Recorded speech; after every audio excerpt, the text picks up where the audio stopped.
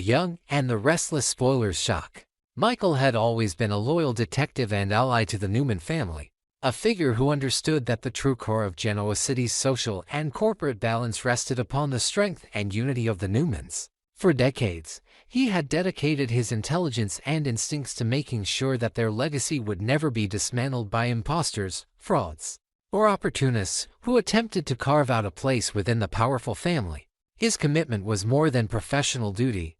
It was an extension of loyalty, a bond forged by countless battles against enemies who sought to manipulate or destroy what Victor Newman had built. But recently, Michael's role had taken on a sharper edge, for he had become increasingly suspicious of Claire, the young woman who swept into the Newman fold under the guise of being Victoria's long-lost daughter. Her sudden arrival was celebrated as a miracle, a gift of fate to repair old wounds and fill a void in Victoria's heart. Yet, to Michael's watchful eyes, the pieces of her story did not fit together as neatly as the family wanted to believe. Claire's presence in Genoa City had quickly grown disruptive, and though she played the role of the grateful daughter flawlessly, her life seemed almost too perfect. She had been welcomed into the family's inner circle with open arms, given not only a mother's love but also access to wealth, influence, and the kind of future that others would kill for. The resentment began to boil in whispers across town.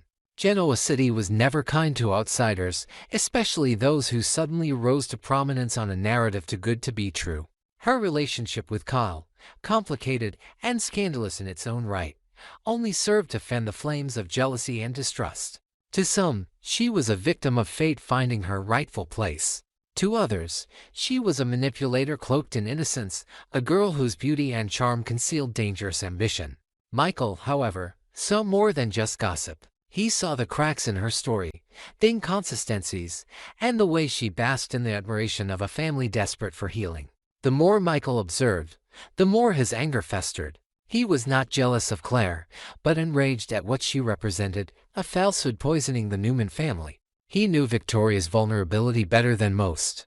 Victoria's yearning for unconditional love after years of betrayal, failed relationships, and corporate wars had left her open to illusions.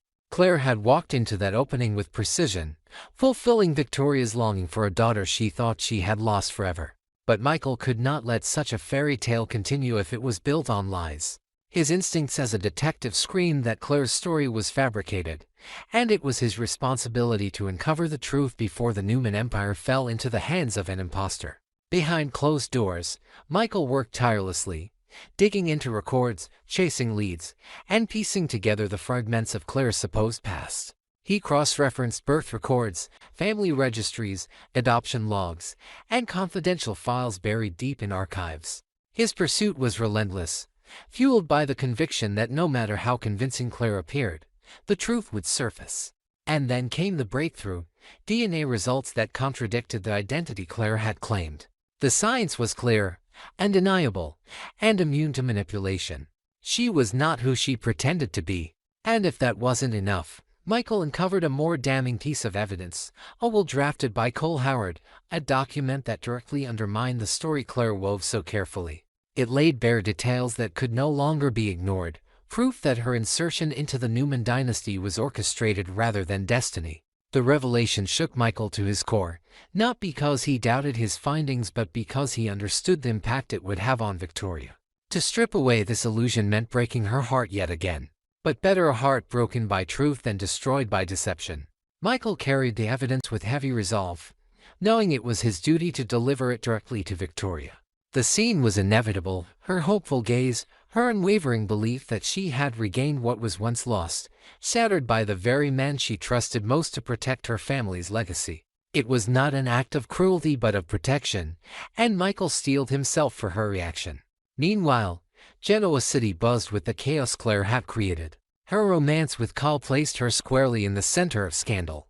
Many saw it as reckless, others as opportunistic. Enemies of the Newmans whispered gleefully, relishing in the spectacle of a once proud family allowing such a disruptive force into their circle.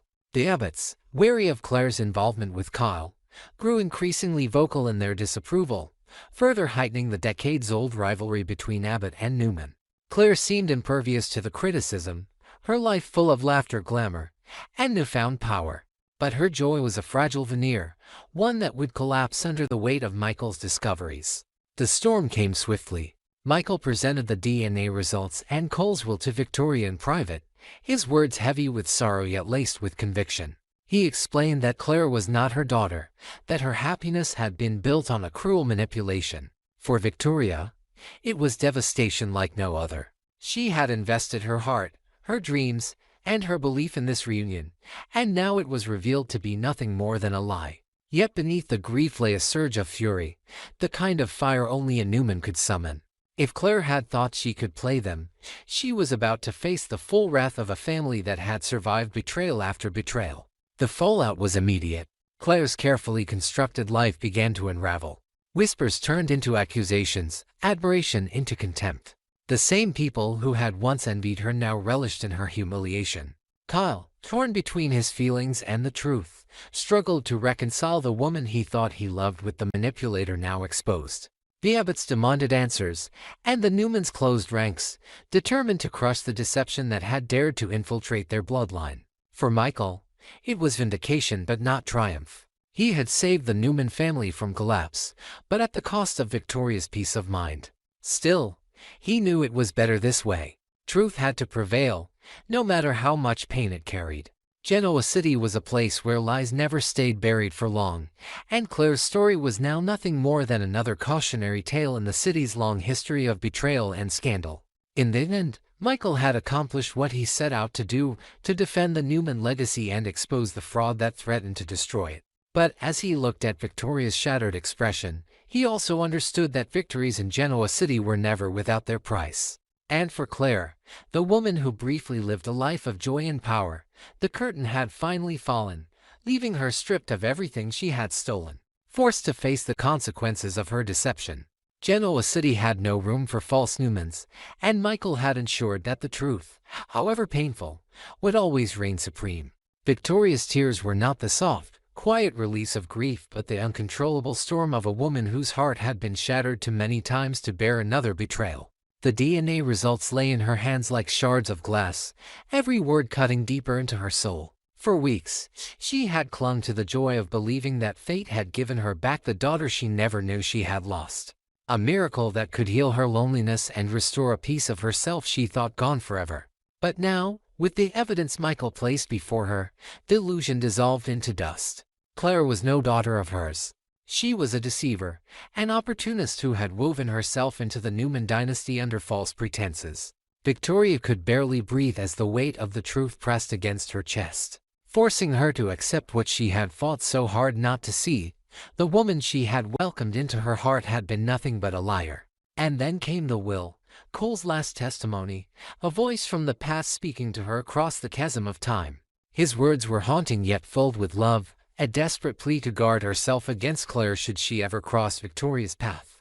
Cole had known, or at least suspected, the danger that Claire might one day pose. He warned her in writing, urging Victoria to be strong enough to end the deception before it could spread its poison through her life. His letter was not cold evidence but an intimate revelation of care. He had loved her once, perhaps still loved her even at the end, and he used his final words not to dwell on regrets but to protect her from the storm he feared would come. As Victoria read those lines, her tears fell harder, her heart breaking anew, not just from the betrayal of Claire but from the tragic reminder that Cole, the man who had once been her greatest love, had left this world under a shadow she could no longer ignore. The thought clawed at her. What if Claire had not simply lied but had orchestrated Cole's death as well? The idea was wild, outrageous, and thinkable in Genoa City, where betrayal and ambition drove people to their darkest extremes. It was not impossible. Poison. The word seemed to echo in Victoria's mind like a curse. Had Cole been silenced because he knew too much?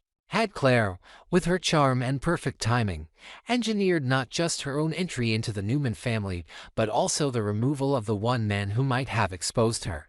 It was the kind of diabolical scheme that seemed too twisted to imagine.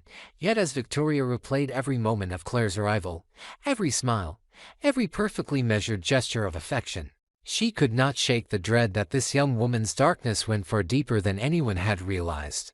The pain inside her was suffocating, a whirlwind of sorrow, fury, and disbelief. She had wanted to give Claire everything a mother's love, a place in the Newman dynasty, a future as bright as the family name itself. Now she saw that every ounce of affection had been stolen, manipulated into a weapon used against her. Victoria's body trembled with exhaustion, her tears streaking down her face as she whispered to herself that she would never allow this betrayal to go unanswered. The Newmans had endured enemies before, but this was different. This was personal. Cole's final letter was not only a warning but a call to arms, and Victoria knew she had no choice but to honor his last wish. If Claire had poisoned Cole, then she would expose her. If Claire had used lies to infiltrate her family, then she would strip her of everything. The path ahead was merciless, but Victoria's pain was transforming into resolve. She could not undo the past, nor could she bring Cole back, but she could ensure that his love had not been in vain. His warning had saved her from complete ruin, and now it was her turn to act. For too long, she had let Claire's presence blind her to the truth. No more. The mask was torn away, and what lay beneath was monstrous. As Victoria looked at the evidence in her hand's DNA results, damning wool.